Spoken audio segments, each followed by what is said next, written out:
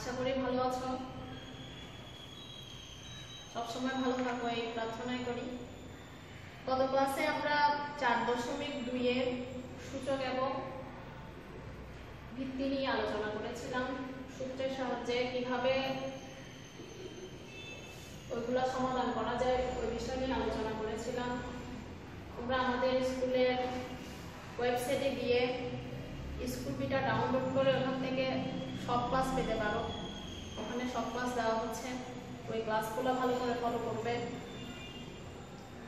না বুঝলে সেটা বোঝার চেষ্টা করবে। আচ্ছা, গত ক্লাসে আমরা যে অঙ্কগুলো করেছিলাম আশা করি সবাই বুঝছো। এরপর এখন আজকে আমি সূচকীয় রাশির মান কিভাবে নির্ণয় করতে হয় ওই অঙ্কটা করে দেখাবো। ওই ধরনের কিছু সমাধান করব। এখানে মান দেওয়া থাকবে, ভিত্তিগুলা মান দেওয়া থাকবে আর সূচক দেওয়া থাকবে। এখানে ভিত্তির উপর সূচক দেওয়া থাকবে, এমনি ভিত্তিগুলোর মান দেওয়া থাকবে। ওখান থেকে আমরা কিভাবে মান বের করব তাহলে আমরা কাজটা দেখি, অঙ্কটা করতে পারি কিনা দেখি। প্রথমে আমাদের দেওয়া আছে, আমার এ আছে বি আছে, এ এর মান দেওয়া আছে 2, বি এর মান দেওয়া আছে 3। তাহলে আমরা বলবো যে দেওয়া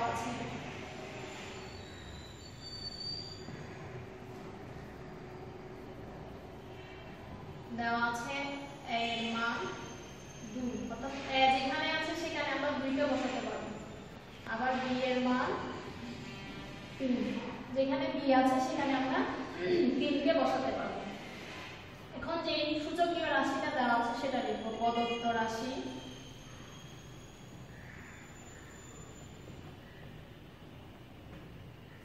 রাশি দেওয়া আছে, এটাকে একটা অঙ্কের নিয়মে বলা হয় a কিউব বা বাংলায় বলে ঘন। এমনিতে ভেঙে বললে এটা ভিত্তি, এটা সূচক, আর এটাকে হচ্ছে বি স্কয়ার বা বর্গ। এটা ভিত্তি, এটা সূচক।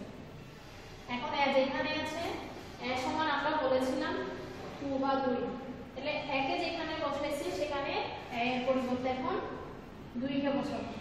তারপর সূচকটা সূচকের জায়গায় থাকবে, আবার যোগ চিহ্ন বি এর জায়গায় বসাবো 3 কে, আবার ভিত্তিটা সূচকটা সূচকের জায়গায় থাকবে। এখন আমরা গত ক্লাসে দেখেছিলাম এরকম 2 এর উপর 3, মানেটা হচ্ছে 2 কে 3 বার গুণ করা, আর এখানে 3 এর উপর 2, অর্থাৎ 2টা 3, এখানে 3টা 2 গুণ করা, এখানে 2টা 3 গুণ করা। 2টা সংখ্যার মাঝখানে যোগ চিহ্ন আছে, এই জন্য এখানে যোগ চিহ্ন বসছে। 2টা 3 গুণ করলে 2 গুণে 4, 4 গুণে 8, ব্র্যাকেট দিলাম। এই তিনটার মধ্যে গুণ বুঝাবো, এই দুটোটার মধ্যে গুণ বুঝাবো। 3 3 গুণ করলে হয় 9। এবার এই দুইটা সংখ্যার মধ্যে যোগ করব, যোগ করলে আসে 17। তাহলে এখন আমরা বলতে পারবো যে a cube plus B square এর মান কত হচ্ছে 17। আনসার 17। আচ্ছা, এটা গেল। তারপর আরেকটা সমাধান হচ্ছে দেখতেছি। এখানে একটা কথা বলি, এখানে বইয়ের আলোকে a এর মান 2, b এর মান 3, c এর মান 1 দেওয়া আছে।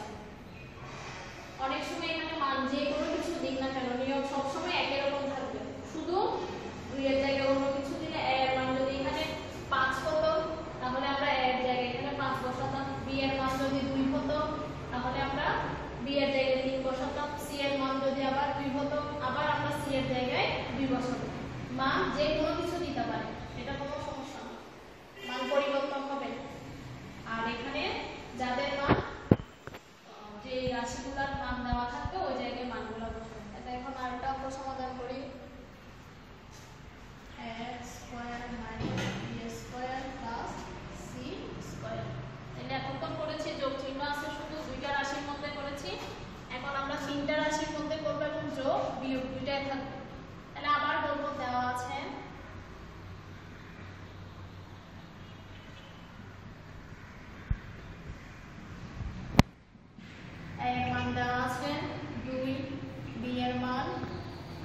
3 সি এর মান 1।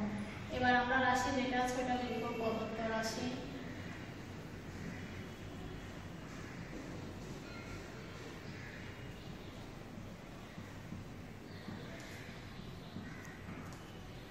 কিছুক্ষণ আগে যেটা বলেছিলাম রাশি যেটা আছে সেটার জায়গায় মানটা বসবে।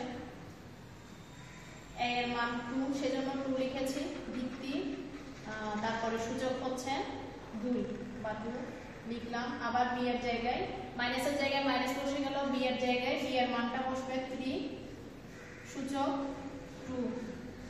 আবার c এর জায়গায় মান 1 দিয়েছে 1 লিখলাম সূচক 2। তাহলে আবার এটাকে 2 বলতেছে 2 বার, এখানে 2 কয়বার 2 বার, 2 বিয়োগ চিহ্ন 3 ও বলছে 2 বার,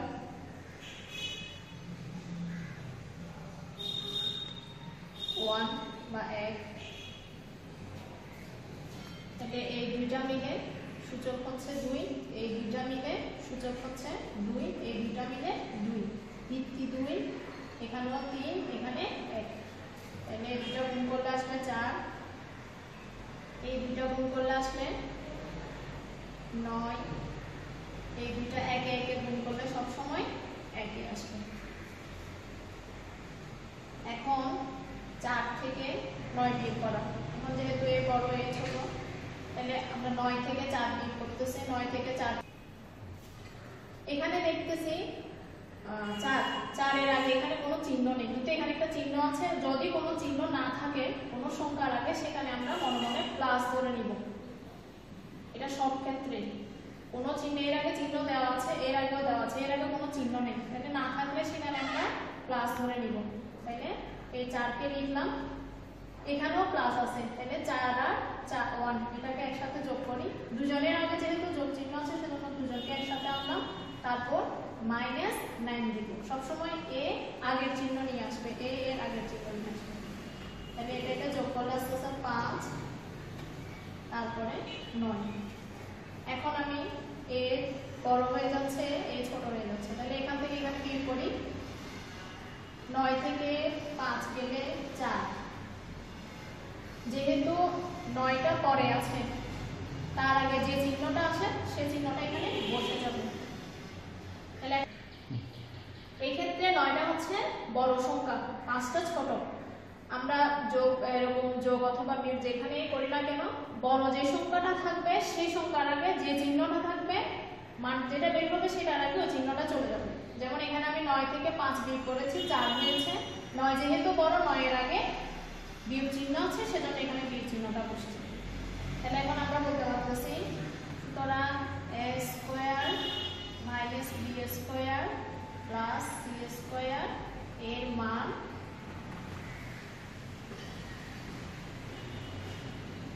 -4, এটাই आंसर। আশা করি সবাই বুঝতে পারছো। তাহলে 4.2 এর বইয়ে যে অঙ্কগুলো আছে মান নির্ণয়, বাকি আরো 3টা অঙ্ক আছে 2, 4, 5, 2 নং, 4 নং, 5 নং, এগুলা বারের ক্লাস থাকবে। অবশ্যই তোমরা ওয়েবসাইটে গিয়ে আমাদের স্কুলের স্কুলটা ডাউনলোড করে এই ক্লাসগুলো দেখে নেবে। কারো কোনো সমস্যা থাকলে বোঝার ক্ষেত্রে এগুলো অবশ্যই জেনে নেবে। আজ তাহলে এতটুকু। ভালো থাকো, সুস্থ থাকো, স্বাস্থ্যবিধি মেনে চলো, বাসা থেকে বের হবে না, বাসায় থাকবে। ভালো হাফেজ।